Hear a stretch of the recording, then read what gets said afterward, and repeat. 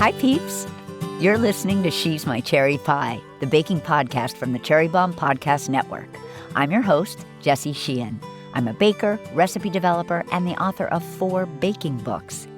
Each Saturday, I'm hanging out with the sweetest bakers around and taking a deep dive into their signature bakes. Our guest today is Katarina Cermelj. Kat is a food writer, photographer, and founder of the Loopy Whisk blog. Kat is also a scientist and has a PhD in Inorganic Chemistry. So, to put it mildly, she really knows the science behind baking. Kat just released her second book, The Elements of Baking, last month. She joins me all the way from the UK to chat about her baking journey, her new book, and her flair for creating allergy-friendly, or, as they call them in the UK, free-from recipes, including her gluten-free, cheesy, garlic pull-apart bread. We also talk about our mutual love of baking pans with sharp corners and straight sides, her impressive social media following, and her mom, an excellent baker who actually bakes without recipes. I loved nerding out with Kat about baking, so stay tuned for our conversation. If you'd like to follow along, you can find today's recipe at cherrybomb.com. Today's episode is presented by King Arthur Baking Company. Whether you're a serious baker or just a newbie, King Arthur is here to help you be the best baker you can be. King Arthur's flours are some of the most beloved in the industry, as you probably already know from listening to my guests wax poetic about them here on She's My Cherry Pie. But what you might not know is that King Arthur also has a ton of resources to help you refine your baking chops and expand your repertoire. One of my favorites is their new cookbook, The Big Book of Bread. If you want to level up your bread baking skills, or even if you're just starting out, this gorgeous book should be your trusty guide. It's full of expert tips, techniques, and recipes from King Arthur's best bakers. It's the perfect time of year to get your bread baking game on. And this book has so many different options, from flatbreads and sourdough loaves to bagels and buns. The Big Book of Bread is 100% going to be your go-to, and mine. Order your copy today on kingarthurbaking.com. You can find the link in the show notes. This episode is presented by Kerrygold. Let's talk for a minute about butter, which is truly one of life's simple pleasures. Beautiful butters like those from Kerrygold are as good as gold to me and all the butter lovers in my life. Kerrygold butter is the most special of them all. It's made with milk from Irish grass-fed cows and has a rich flavor and creamy texture, thanks to its naturally higher butterfat percentage. This also gives Kerrygold butter that beautiful, natural golden yellow color we all know and love. Think about how many simple, delicious moments involve butter. Making grilled cheese for a loved one. I can hear the butter sizzling in the pan right now. Can't you? Slathering butter on an amazing scone or banana bread that you spent your Saturday morning baking? Even just passing butter around a lively table when you get together with friends and family for a meal. There's a whole world of Kerrygold butters for you to discover and enjoy. Learn more at kerrygoldusa.com. Peeps, guess who's on the cover of Cherry Bomb's holiday issue? It's the one and only Ina Garten. The issue is beautiful and features a special section dedicated to the Barefoot Contessa with heartfelt essays, some of Ina's favorite things, and more. What else? Holiday gift ideas and hosting tips, as well as recipes from the season's most exciting cookbooks, including some guests from our show, like Paula Velez and Zoe Bakes.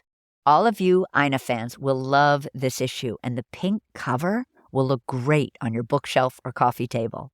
To snag a copy, head to cherrybomb.com or click the link in our show notes, or visit your favorite bookstore or culinary shop to pick up an issue. Let's chat with today's guest. Kat, so excited to have you on She's My Cherry Pie and to talk gluten-free, cheesy garlic pull-apart bread with you and so much more. Thanks so much for having me. I'm so excited to be here. Although you live in England now, you're originally from Slovenia. Can you share an early childhood baking memory from there? Yes, of course. So I was actually surrounded by baking all the time when I was growing up because my mom is the most amazing baker.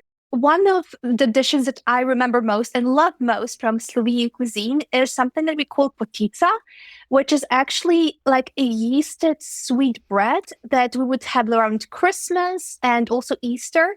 It's basically an enriched dough that you roll out and then you fill with all sorts of fillings. Some are from ground walnuts. My favorites are with ground poppy seeds or also with cottage cheese and tarragon, which might sound odd, but it's the most amazing thing. So if people haven't used tarragon in sweet baking, they're missing out. It's incredible. Like the flavor you get, it's out of this world. So cottage cheese, but in a sweet bake? Yes. So, well, I call it cottage cheese. Cottage cheese is the closest I can get to like the Slovenian and that part of Europe equivalent. So what we actually use is a slightly like drier version of cottage cheese.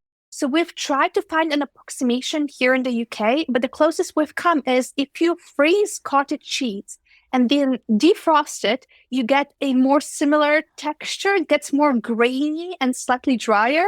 So that's the closest we've come. Oh my gosh, I love that. And I love this amazing tip about tarragon in our baking. Yes, honestly, it's underused in sweet baking. Oh my gosh, I love that, Kat. Thank you. Already you're dropping science and giving us tips, and we just started.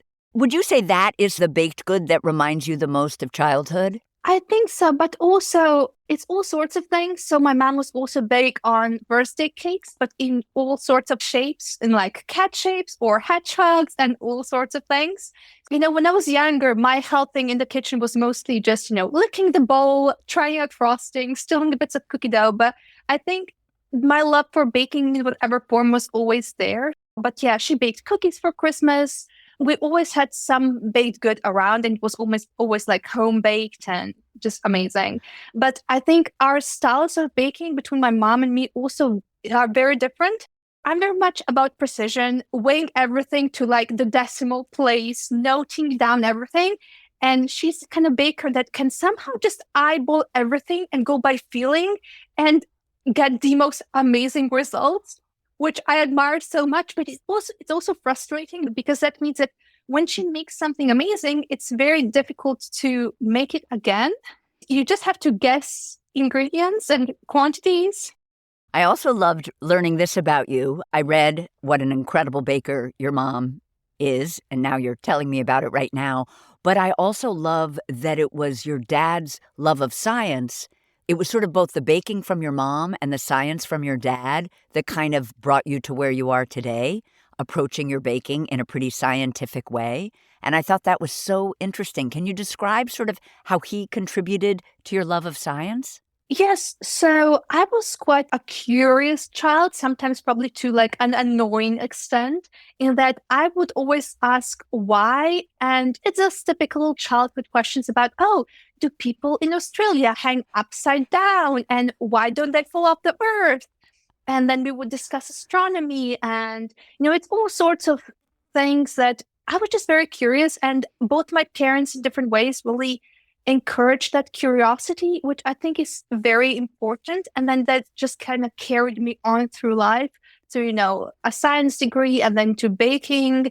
Yeah, I just love that now I'm basically able to do both at once. I think it's my ideal career. I wanted to talk about your blog. You were already, I think, a very passionate baker when you ended up having to eliminate gluten from your diet in 2015 due to a host of health issues. But I assume you were baking before that, but suddenly couldn't bake what you were used to because there weren't a ton of options. Yeah, exactly. So I always enjoyed baking. As I was growing up, I started helping my mom out, and then, I was baking my own things. As you say, in 2015, I started having health issues. And as part of kind of the journey of trying to figure out what was wrong, I eliminated both gluten and dairy for a while. And that was quite an overwhelming experience because you rely on regular flour, on regular butter, and all those things to get the results you are used to and expect from your bakes. So that was a very strange experience to kind of not be able to do that anymore. And I guess because nowadays we have a wealth of information and amazing recipes out there for gluten-free baking, for dairy-free baking. I know it wasn't that long ago, but there wasn't that much choice back then. And I wasn't happy with the recipes I was finding online and in other cookbooks. And I also just didn't understand why, for example, if I were just to use gluten-free flour instead of regular flour in one of my existing recipes, why it wouldn't turn out quite right. So it took a lot of experimenting and getting to know the ingredients and understanding what the properties of the ingredients and how they interact with each other, to be able to, start making gluten-free and dairy-free bakes that were as good as the regular stuff that I remembered. So it was quite the journey with many, many fails, cookies that were like rocks and cakes that would crumble everywhere. But eventually I got there. The blog is called the Loopy Whisk. Tell us about the blog and tell us what free from baking is. Yes, so the Loopy Whisk is my blog where I share primarily baking recipes and mostly gluten-free, but I also have sections devoted to dairy-free, egg-free, vegan, and gluten-free vegan. I kind of try to envelop all the various dietary requirements, but my primary focus has always been gluten-free. I use the term free from, which I know might not be very familiar to your US audience, but it's very familiar to the UK. Free from is essentially a term that encompasses all the various dietary requirements. It's basically a single term that you can use to encompass gluten-free, dairy-free, egg-free, vegan, etc., which is very handy because I believe that in the US you don't have an equivalent, which was very annoying when I was trying to figure out the title for my book. Because initially the book was supposed to be called the Free From Baking Book. But then we realized that if we gave it the title, the US might be very confused. Hence, we ended up eventually with the elements of baking. But yes, free from is, I find, to be a very useful term to kind of encompass all the various allergy-friendly baking requirements. That's so funny because, of course, being in the U.S., I thought you invented it. I was like, No. I was like, what a great term, free from. Why don't we use it? So that's hilarious. I wish, whoever came up with that is brilliant. Let's take a quick break and we'll be right back. Today's episode is presented by California prunes, the best kind of prunes out there. I am a big fan of California prunes for two reasons. They're a great addition to your pantry when it comes to smart snacking and baking. You probably already know that prunes are good for your gut. You might even know that prunes are also good for your bone health. But what you really need to know is that prunes are absolutely delicious in both sweet and savory dishes. But don't just take it from me. Here's what some of the country's top culinary experts have to say. Chef Bronwyn Wyatt of Bayou St. Cake says, prunes have an earthy, winey richness that pairs beautifully with the tart, fresh flavor of berries.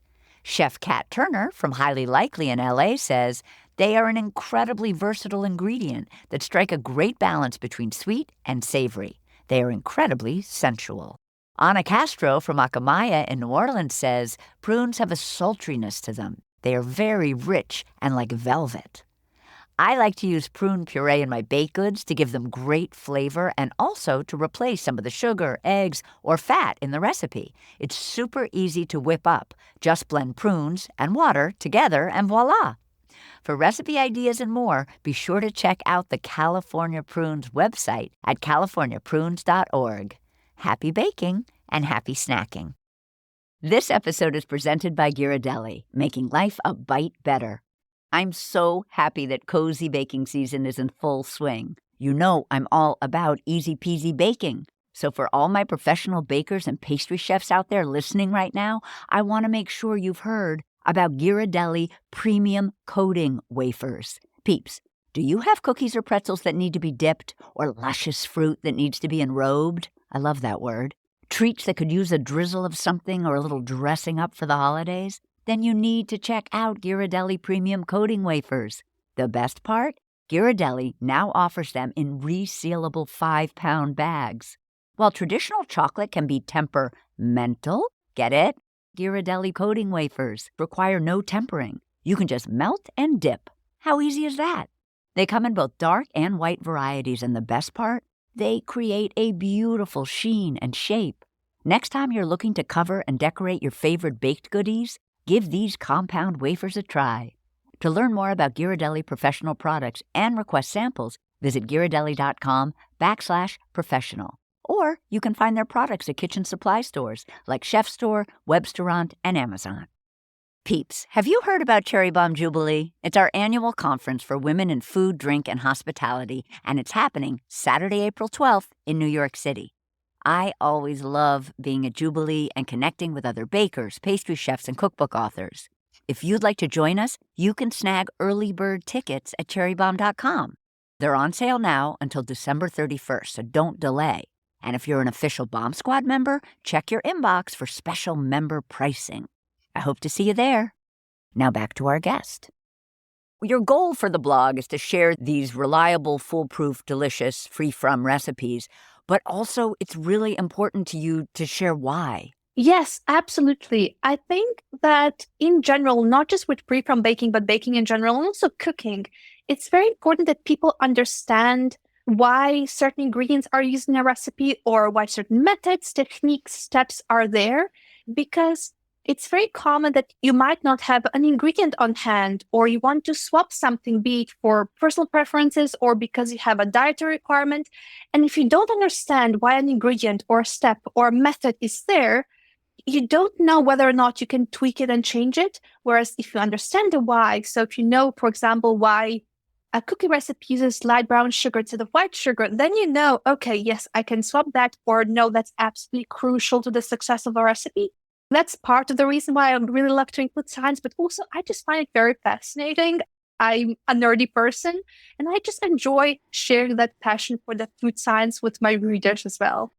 I also wondered about your photography, and then we're going to talk a little bit about social media too, and your video making. I'm just amazed that you're this brilliant free-from recipe developer, baker, cookbook writer, and also make beautiful content. Was that always a hobby? Did you always make videos? Like, how did that all come to be? Well, first of all, thank you. That's very kind. I wasn't a photographer or videographer at all. So I was quite lucky because my dad is a graphic designer and also dabbles in photography. So we had the base equipment that got me started. I had my dad there to ask any questions, about shutter speed and all those technical things that I didn't really know about. And then over time, I kind of developed my own style and really start to understand what works, what doesn't work for me in terms of photography, because I'm very much a learn as I go person, because I think that learning style works best for me.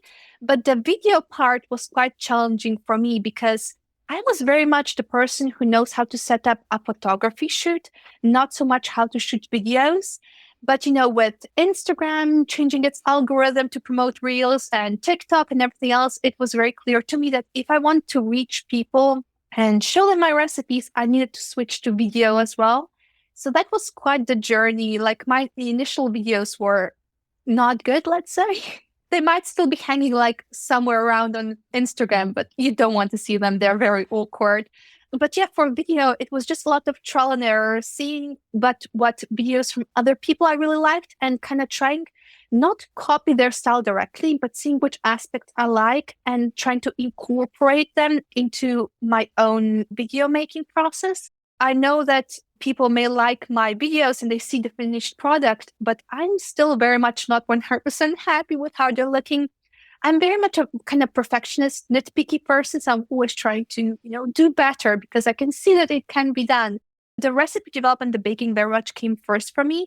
And then I'm just using the photography and videos to showcase my recipes to people. But I would very much say that I'm a recipe developer first, and then everything else second, third, fourth. At the time of this recording, you have 1.8 million followers on Instagram and 1.1 million on TikTok. Can you tell us a little bit about how did it explode like that? What's the trajectory like? And one thing that I'm always interested in as somebody who does make video, etc., a lot of us just make something for Instagram and then put it on TikTok. Do you try to approach the two platforms differently and modify your videos, etc., so that they work for Instagram, but then a different version on TikTok? The way it kind of went for me is I just tried to give people the best possible content and the recipes I actually like and just be consistent. And I'm very lucky that apparently people really love my recipes and how they're presented. I don't have any specific social media strategy other than try to give people the best possible recipe and product I can. When I see that, a certain style of filming, etc., works, I try to stick to that. Not in terms of being repetitive, but for instance, I often see food videos that are more lifestyle-esque in terms of that they have a very elaborate setup with, just the whole table and it's beautiful. And I admire that. But that's very much not me because I'm very messy when I bake. So I'm usually the person who will have like close-ups of the bowl or the muffin or whatever, because you don't want to see how everything else looks around me because it's a mess. But yeah, like no real social media strategy other than, just show up, give people your best, and that's it. And in terms of, the difference between Instagram and TikTok, basically I shoot a lot of video. I have like 10 minutes of content. And then in the end, it's like a half a minute video. So I can tweak slightly, which shots I take for Instagram, TikTok. But for the most part, I found that people on both platforms respond well to similar style of video. It's just that different video content might do slightly better on one platform than another. But overall, I don't really do much to change the content for Instagram versus TikTok. I found that it works quite well on both platforms. Was there a moment where like a particular video went viral and all of a sudden it was like, oh my God? There were a couple that really surprised me. I would say the most surprising part was on TikTok, where for whatever reason, my lemon recipes really took off. And I was like a huge part of Lemon Talk, which is a thing on TikTok. I think it all started with my lemon crinkle cookies, and people were just like, give us more lemony recipes. And I was like, okay. So I made like lemon brownies, lemon curd cookies, lemon rolls, which are like a lemony version of cinnamon rolls. The lemon thing on TikTok really surprised me, but I'm also very glad because I'm obsessed with lemony desserts, so it worked out great. But that one was like, it just came out of nowhere. So now I want to talk about Elements of Baking, your new incredible cookbook. And I love it that you describe it as an enthusiastically nerdy cookbook. I love that so much, being a nerd myself. Please unpack what you mean by that. Yes, so it all started with my first cookbook, Bake to Perfection. That one was all about gluten-free baking, and I knew I wanted to include a bit of science, but I was also a bit hesitant because I didn't know how people would react, whether it would turn them off, because obviously, science isn't for everyone. But I always wanted to make sure that my science is kind of fun and approachable, and, it won't give people nightmarish flashbacks to like high school maths or chemistry. But people responded amazingly well to the science in the first book. In terms of just the feedback I got, that was the part that people loved best. So with this second book, I was like, okay, let my inner nerd run wild, and I'll just put like all the fascinating science in there. I would say that over half of the book is sciencey, but in a really useful and hopefully comprehensive and easy to understand way. So, I go a lot into the science of ingredients and recipe modification. I've even included a whole chapter that is all just about modification rules that people can actually use to adapt their old family favorites or, other favorite recipes to eliminate gluten, eggs, dairy, and so on. If you took away the science, you would have maybe, 10 pages left of the book. So it's very much a nerdy cookbook for people who are interested in science or who maybe want just to dabble and see if it's for them. I don't know. I think with baking, especially free from baking science, is so important. It's basically the kind of book that I gravitate towards as well, because I just love reading about, the science behind recipes. I love spreadsheets and flowcharts and tables and cookbooks. It just makes me happy. It's described as an encyclopedia of adapting recipes to make any recipe gluten-free or dairy-free, egg-free, vegan, or even gluten-free vegan, so free from recipes. I found the book incredibly helpful in terms of the science. Like, you can use all of that science for any kind of baker that you are, which I thought was really important because I, too, am very interested in why things work and why they don't work. And I found all of that, understanding the role of an egg or the role of flour, really, really helpful. I love this idea that there are several levels on which the reader can interact with the book. We have the just want the recipe reader, want to change your own recipe reader, and then, like you, and maybe me a little bit, science is literally your everything reader. Can you tell us about those levels? Yes, absolutely. So I basically included this page that kind of outlines the levels at which people can read and interact with the book, because I know that not everyone is like me and wants to, just read about the science and thinks about it all the time.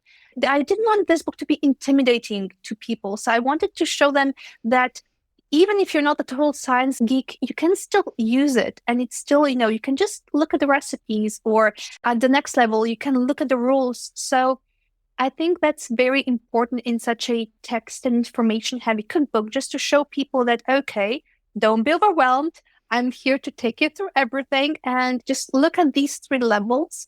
You know yourself, you know how much into science you are or aren't. And with the levels, I actually give people page numbers or chapter numbers for which part they should focus on, depending on their nerdiness level. So I just hope that this is a gentle introduction to the book to people who are maybe scared of science a bit, or, and eventually somebody might transition from level 1 to level 2 and eventually to level 3, which would make me very happy. But yeah, I think with these more complex cookbooks that don't just give you recipes, it might be helpful to people to see how they can actually use the book. I think that's very important. And tell us about the case studies. Okay, so the case studies are probably the most unusual addition to the book. And I know that my editor was very confused when I first explained to her what I want to include in the book. But yeah, the case studies are basically a term or just a concept that I kind of stole from, high school textbooks for maths and chemistry and all those things. It's where I take a regular recipe, be it a cookie or a cake, and then I take people step by step through all the changes they need to make in order to make it gluten-free, dairy-free, egg-free, vegan, or ultimately gluten-free vegan. And I explain all the changes and why they're necessary. I also go into slight troubleshooting. So, for instance, what could go wrong if you do this or that? And I've also included lots of photos so that people can actually see side-by-side comparisons, because I think that without the photos, this would be all text, which could be very easily overwhelming. But I also think that sometimes, like they say, a photo says 1,000 words. And I especially love the photos where you can see, for example, with chocolate chip cookies, you can see the regular cookies next to the gluten-free ones, next to all the other versions. And I think that just shows people what's possible, because when you see a regular chocolate chip cookie and a gluten-free vegan chocolate chip cookie, and they look similar, people might be, okay, I can do that. And I can have gluten-free vegan chocolate chip cookies that look and taste just as good as the regular ones. That was my whole aim with the book, to show people that without too much fuss or stress or complications, you can make any free-from version that's just as good as the regular one. I love that. So now we're going to talk about your gluten-free cheesy garlic pull-apart bread. I think it's fair to say, even though I know as recipe developers and cookbook writers, we hate to say a favorite recipe, I do think this might be your favorite savory recipe in the book. Is that true? Absolutely, 100%. I love it. It's so good. I tend to repeat this sentence over and over again in the book and on my blog, but genuinely, even non-gluten-free folks will love it, even though it's gluten-free. It's just amazing. It's soft and fluffy and cheesy and garlicky and herby and just the best. And you say that the first time you made it, I think you nearly finished off an entire loaf. It's addictive and dangerous, like in the best possible way, but it is dangerous. Oh, so the texture it's soft and squishy. You have these stunning stretchy cheese pulls as you tear off individual pieces. Everything about it sounds amazing. And you use a combination of 2 different cheeses in the loaf that we'll get into, and you have a reason for each, which I love. And then you have your garlic and your herbs. I know that there's a little bit of leakage after we bake the loaf. Tell us a little bit about the leakage. I can recognize in you as a fellow recipe developer, like the need to tell people so they don't freak out, and so that you can also tell them, no, this is a good thing. Yes. So because you fill the bread, as we'll discuss, with garlic butter and then cheese, some of that butter cheese does leak out as the bread is baking. But what happens is all those bits caramelize and get crispy around the edges and the bottom. Some might consider like an accident or like a negative aspect of a recipe actually turned out into its biggest advantage, because those are the best parts. Even when I was full after finishing off like half a loaf, I was still picking off those little bits because they have such a concentrated flavor of all the best parts. Oh, I just I honestly don't have the words for how good it is. So we're going to prepare this dough. We can use either a stand mixer fitted with our dough hook, or we can do it by hand, though a mixer makes it much easier and results in a smoother dough. In a small bowl, we're going to mix together some whole psyllium husk, which you say is better than powder. And psyllium husk binds with water and forms a gel. And we're going to add some lukewarm water, and a gel will form in about 30 to 45 seconds. Can you tell us a teeny bit more about psyllium husk? I'm probably not giving enough of an explanation. You said psyllium husk is what you want to use if you're making bread, although this recipe calls for both. Xanthan gum is what you might use if you're making cake, let's say. Yes, absolutely. So I like to call psyllium husk kind of the magical ingredient when you make gluten-free bread, because before I started using it, my gluten-free bread was horrendous. So that's kind of the main ingredient that transformed, my gluten-free bread from a disaster to what I'm doing now. The basic idea behind psyllium husk is that it's a binder, so a gluten substitute. It kind of mimics the effects that gluten has in a regular bread dough. So it gives it just enough elasticity and flexibility so that you can shape it, so you can actually, handle it and roll it out in the case of this recipe. And then it also gives the dough the elasticity that it needs to proof and expand, both during proofing and then during baking. And it also gives gluten-free bread that slightly chewy texture that you'd expect from bread. I can't really imagine any of my gluten-free bread recipes without psyllium husk. It's an amazing ingredient. In a large bowl, if we're doing it by hand, or in our stand mixer bowl, we're going to whisk together tapioca starch, millet flour, sorghum flour. Then we're going to add a little bit of sugar and some instant yeast. And I love that you use instant, because I'm an instant yeast person too. Why do you like it more, since you're like my expert scientist person, why do you like it more than active dry? Honestly, it's just one extra step I don't have to make. I mean, listen, I'm very precise, but I'm also a very impatient baker. So if there is an extra step that I can skip and I still know I'll get the result that's just as good, I will skip. Because, we all are in a rush. We don't have all the time in the world. I used to use active dry yeast, but then I tried instant yeast once and I was a convert. Me too. This recipe also calls for a little bit of baking powder, which I thought was really interesting. Why do we need baking powder if we're using yeast, if this is a yeasted dough? Yeah, so I know that in a regular bread recipe, that uses wheat flour, you'd never see baking powder unless maybe in a very unusual one.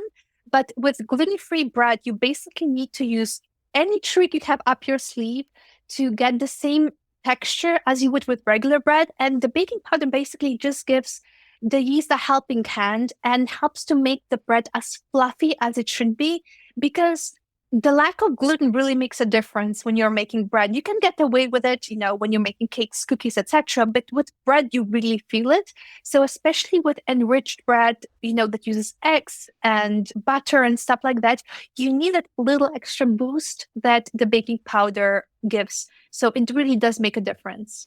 And then we're going to add some xanthan gum. And just so I understand, xanthan gum acts like gluten. And I know we need it and the psyllium husk, because psyllium husk you really need for gluten-free bread, correct? Yes.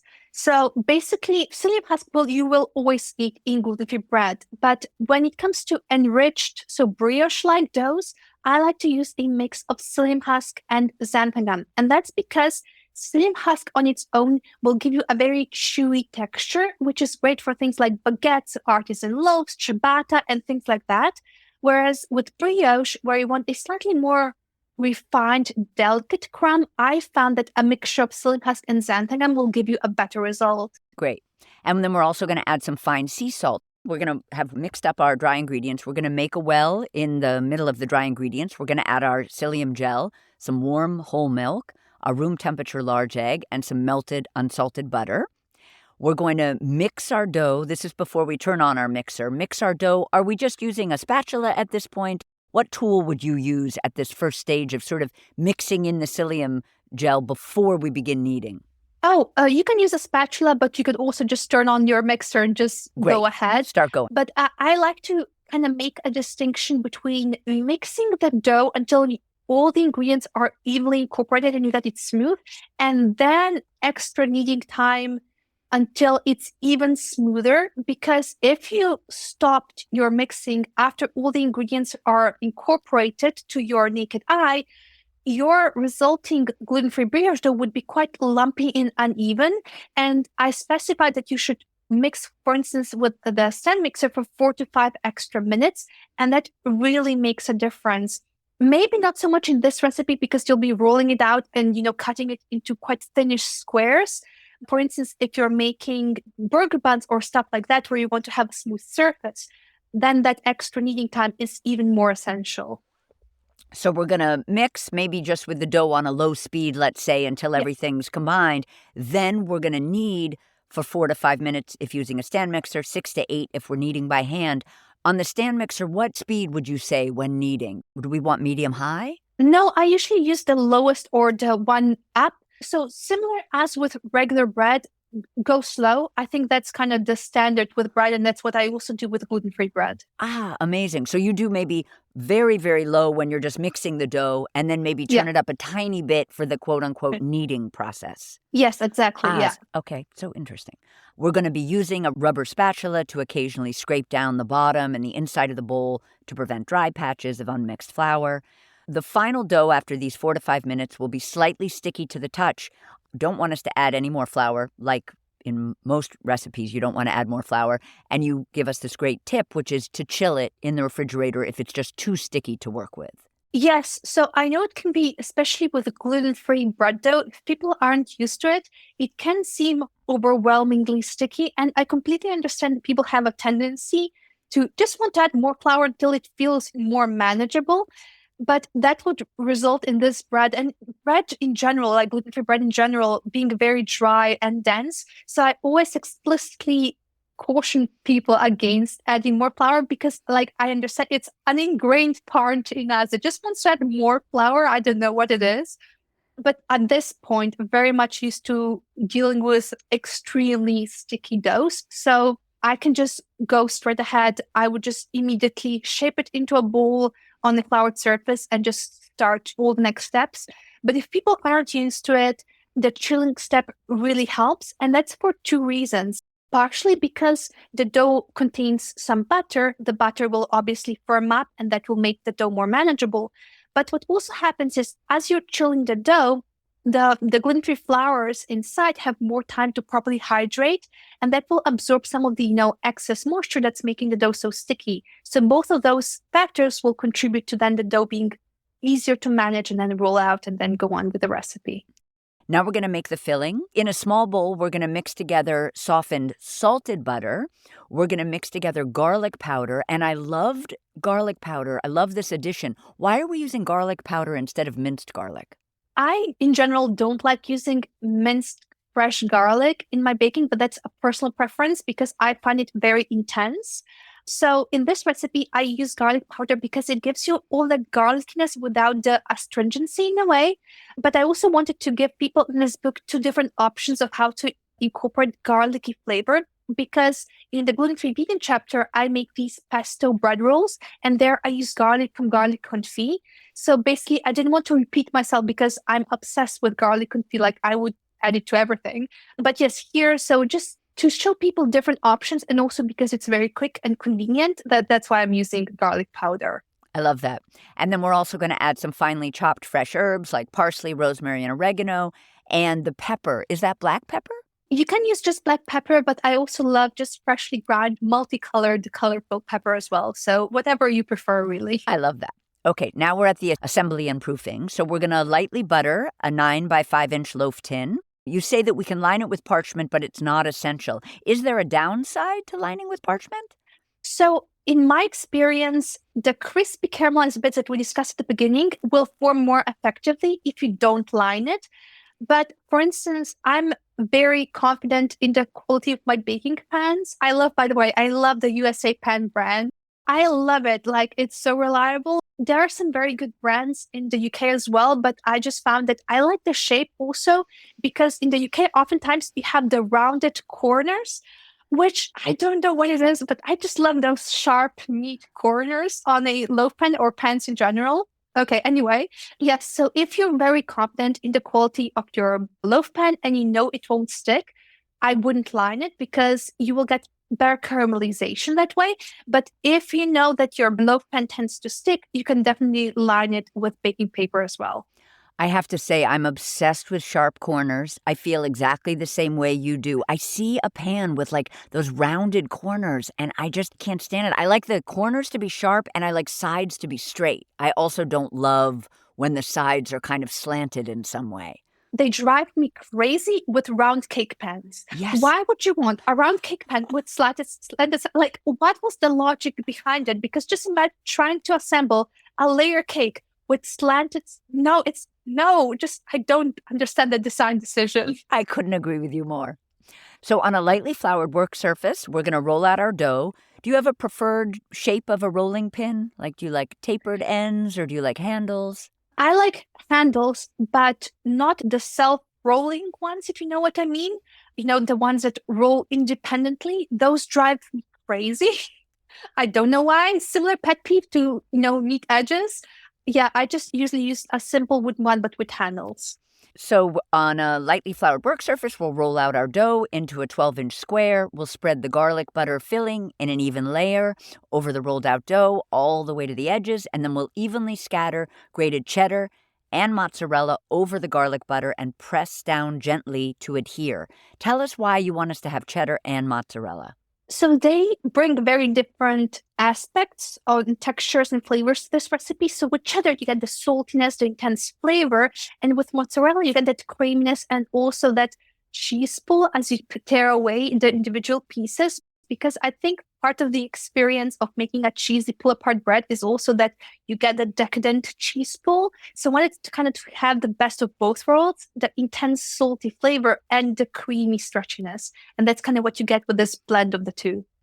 So using a pizza cutter or a sharp knife, and is the knife like a paring knife or a chef's knife? I would use a chef's knife, something with quite a large blade surface area so you don't have to, cut for like 10 years. Okay, perfect. We're going to divide the dough into 16 equal 3-inch squares. In your kitchen, are you using a ruler? I have like this tiny little small measuring tape. What do you use as your tool for measuring? I usually use like a metal, I think it's a 12-inch ruler because I'm atrocious at eyeballing anything. I'm not sure if you can see on the photo in the book. So I tried to eyeball the step, but when I was taking the step-by-step photos, I eyeballed the measurements. And you can see how uneven it is. And it's kind of bugging me looking at the photo. But yeah, I'm horrendous at judging like distances and anything. So I'm very much, use a ruler if you can. It'll give you a much nicer result. So we're going to stack 8 of our squares, cheese side up on top of each other, and then carefully place them into our prepared loaf tin. And we want a cheese-free square. So the side of one of the squares that doesn't have cheese on it, we want that one facing or touching the end of the tin. And we're stacking them. I've made these pull-apart breads before. We're stacking like dominoes. Yeah. Yes. Yeah. That's right. Yeah. And then we're going to repeat with our additional 8 squares, but this time we're going to make sure that that top square faces cheese side down again so that when it hits the other end of the tin, we don't have a cheesy side hitting the tin. Yes, that's right. Yeah. Okay, great. So both ends have just dough, no cheese. When we carefully place that second stack into the loaf tin, we might need to squeeze a little bit to make them all fit. We're going to lightly cover the loaf tin with cling film, as you call it, or plastic wrap, as we call it. And we're going to leave the dough to proof in a warm place for about an hour and 15 minutes or an hour and a half until doubled in size. So is this unusual that this dough only needs to rise once? I feel like often a pull-apart dough, you might rise it for maybe half an hour, let's say, or 45 minutes before you shape it, and then again. I would say that this isn't so much about this specific pull-apart bread. It's more a thing in general about gluten-free bread. So initially, because I was following the logic of, regular bread, I used to proof it twice. But it turns out that for gluten-free bread, you can only just proof it once and you'll get the perfect result. So I skipped the bulk proofing stage with pretty much, I think, all my gluten-free bread recipes in this book. I had some in the first book, but honestly, you can just proof it once and it'll be perfect. So while the dough proofs, we're going to adjust our oven rack to the middle position and we're going to preheat our oven to 350. Once the bread is doubled, we'll place it onto a baking sheet to catch any of those delicious drips. We'll place it in the oven and we'll bake for about 45 minutes or until it's evenly golden browned and a toothpick inserted in comes out completely clean with no sticky raw dough. Do you ever use internal thermometers to determine when your bread is done? And if so, what temperature would you want it to be? I don't with gluten-free bread, simply because I found that it's not the most reliable way of telling when a gluten-free bread is done. So with this bread, you basically just want to make sure that all the dough is fully baked through. So that's why I'm using the toothpick. But as a tangent, with gluten-free breads like artisan loaves and baguettes, I actually weigh my loaves, which I think is slightly unusual because with those types of bakes, you want to make sure that enough moisture has evaporated from your bread. Otherwise, it could be like sticky and gummy inside, which is a common problem with gluten-free bread if they don't lose enough moisture. And in those cases, just weighing your bread is the easiest way to figure out if they lost enough moisture and if you can take them out of the oven. Oh my gosh. So you weigh it before it goes in the oven and then you weigh it when it comes out of the oven. Is that correct? I basically just add up all the ingredient weights so to know how much it weighs. And then, yes, you weigh it when it comes out of the oven without the pan, obviously, or if it's free from just, put the whole loaf onto a scale. But yes, so whenever relevant, so it's not relevant here, but where it's relevant, I always provide the expected weight, how much it should weigh after baking, and also the percentage weight loss. So usually for, artisan loaves, baguettes, you would expect between 12 to 20% weight loss to get the best result. I'm like literally in love with you. I've never even heard of that. I love that so much. This is a great tip. If the top of the bread starts browning too quickly, we're going to cover with a sheet of foil. And you remind us that the shiny side goes up. Why with tinfoil should the shiny side be up and the dull side be touching the baked good? You basically just want to reflect as much of the radiative heat from the oven as possible. And that's the most effective if you have the shiny side facing outwards. We're going to remove the baked bread from the loaf tin straight away. And is that because the cheese kind of turns to glue and we want to get it out quickly or the bread might stick? Not really. It again comes back to the fact that you want to release the moisture from the bread. So if you kept it inside, you would get condensation. The moisture couldn't, get out from within the pan. So if you take it out immediately, you can actually, if you hold your hand next to the hot bread, you can feel the steam escaping. And you definitely want that if you want to have that light, fluffy, nice texture of your bread. That's so great. Is that a tip for all bread making? That really any bread you make, you need it to come out of its pan? Or let's say you're making a no-knead loaf like in a Le Creuset or, a big pot, a Dutch oven. We want to take all of our bread out right away to let that moisture release? So in general, even if you're making regular bread, I would always take it out of the pan straight away, unless you're making something where leaving it in the pan has a certain reason. I know that, for example, some people, when they make, let's say, brioche burger buns, they kind of wrap even hot ones in like either plastic bag or like a clean dish towel to trap the steam to make them extra soft. So there are certain cases where there's a certain logic to keeping it in the pan or to wrapping it. But in general, if you want to have like a light, fluffy crumb, I would take it out of the pan immediately. We have this option, which I am encouraging every single person listening to absolutely do, which is we can brush a little bit of melted butter immediately when the bread comes out of the oven, or maybe after we pop it out of the pan, and sprinkle it with flaky sea salt. I loved that. Yeah, extra butter is, I think, always a good idea. Oh my gosh, I cannot agree with you more. Thank you so much for chatting with me today, Kat. And I just want to say that you are my cherry pie. Well, thank you. I've had such a great time. Thank you so much for having me. That's it for today's show. Thank you to King Arthur Baking Company, Kerrygold, California Prunes, and Ghirardelli for supporting this episode. Don't forget to follow She's My Cherry Pie on Apple Podcasts, Spotify, or wherever you listen, and tell your pals about us. You can find today's recipe at cherrybomb.com. She's My Cherry Pie is a production of the Cherry Bomb Podcast Network. Thank you to Good Studio in Brooklyn. Our producers are Carrie Diamond, Catherine Baker, and Jenna Sadu. Thank you so much for listening to She's My Cherry Pie, and happy baking!